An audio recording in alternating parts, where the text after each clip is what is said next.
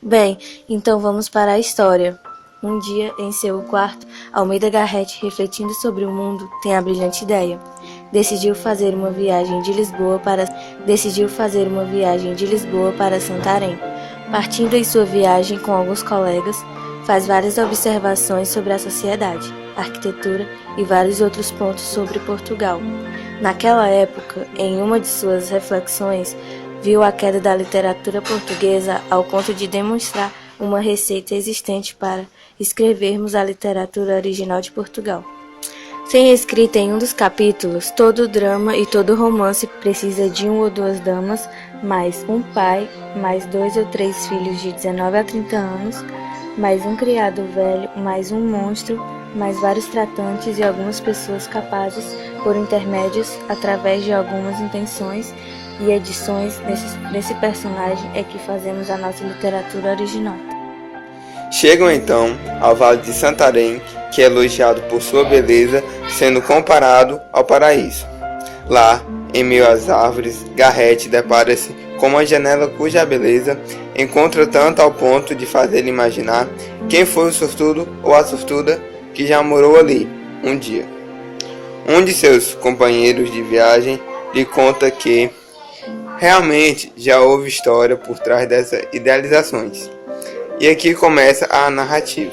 A garota dos roxinóis morava na casa cuja janela o autor idealizava 2 pessoas. Uma gentil jovem de 16 anos, dama de cabelo cacheados, castanho escuro, que se estendia com olhos verdes puros e brilhantes.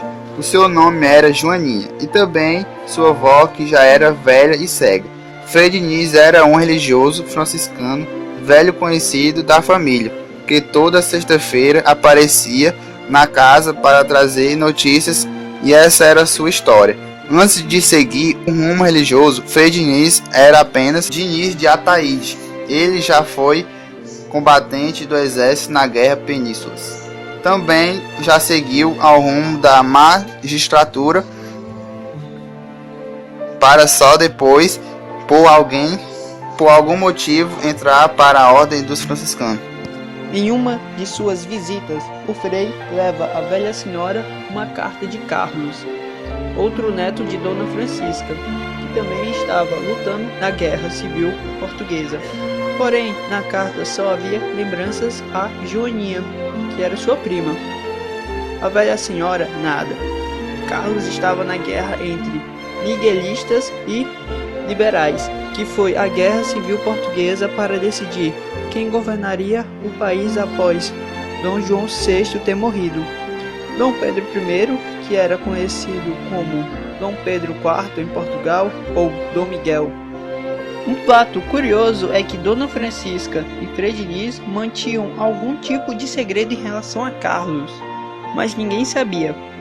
Até que, em um dia, a guerra chegou a Santarém. E eis que, enquanto Joaninha descansava sobre uma árvore, um oficial se aproximou e ela olha e, para sua surpresa, descobre que o oficial era na verdade Carlos, o primo de Joaninha. Trocaram após muito tempo um abraço e um beijo apaixonados. Joaninha fala sobre a saudade que a sua avó sentia dele, desejando levá-lo à sua casa. Em seus pensamentos, Carlos está convicto do seu amor por Joaninha, mas enquanto a Georgina, sua esposa na Inglaterra, Joaninha não sabia de nada. Carlos então retorna à guerra, pois um conflito se avançava, e ali é ferido, sendo levado com outros combatentes para o hospital em Santarém. Acorda então em um quarto, no conjunto de São Francisco em Santarém, na companhia de uma bela moça e de um fraude. A moça de quem falamos era nada menos que Georgina, sua esposa. Os dois ficaram em um diálogo quando Carlos declarou seu amor por Georgina, mas ela falou que já sabia de tudo e disse que já não o ama mais, e disse que já conhecia sua prima e sua avó, e que elas iriam logo visitá-lo. Após Georgina contar que quem havia lhe falado sobre sua situação em Santarém era o fraude, Carlos se enfureceu e o amaldiçoou, reagindo com insultos, acusando de ter matado seu pai, feito sua avó cega de tanto chorar e difamando sua família. O Frei disse que nada disso era verdade. Então é trazido à tona a verdade. Era que Frei Diniz era pai de Carlos. Após o susto e todas as explicações sobre o que ocorrera, Carlos reconhece Frei Diniz como seu pai, abraça ele e sai do hospital. Somente 3 dias depois do ocorrido, resolve mandar cartas. E os últimos ocorridos da história é que Frei Diniz resolve ir embora de Santarém. Já Georgina resolve ir para Lisboa em uma carruagem, junto de Dona Francisca e Joaninha, que já estavam meio loucas. Já sobre Carlos, não houve mais notícias. E esse, por enquanto, é o fim que leva a nossa novela. De volta à nossa viagem, o nosso autor se depara com a casa que ocorrera o episódio da Menina dos Roxinóis e percebe que naquele dia era uma sexta-feira, o dia da visita de Frei Diniz.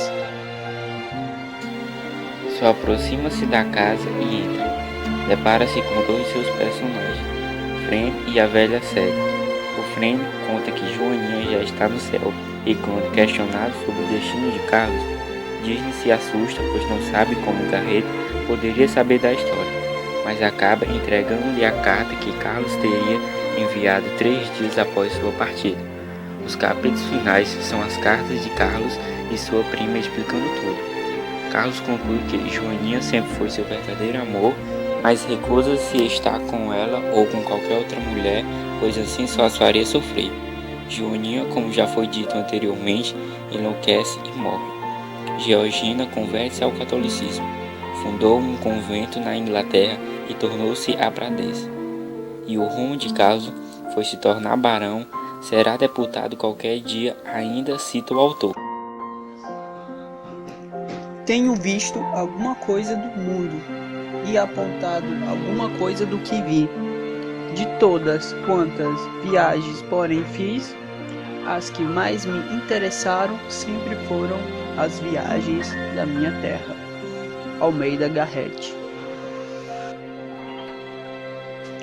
Bem, pessoal, e esse é o fim da nossa história. Eu espero que vocês tenham gostado do vídeo. Valeu!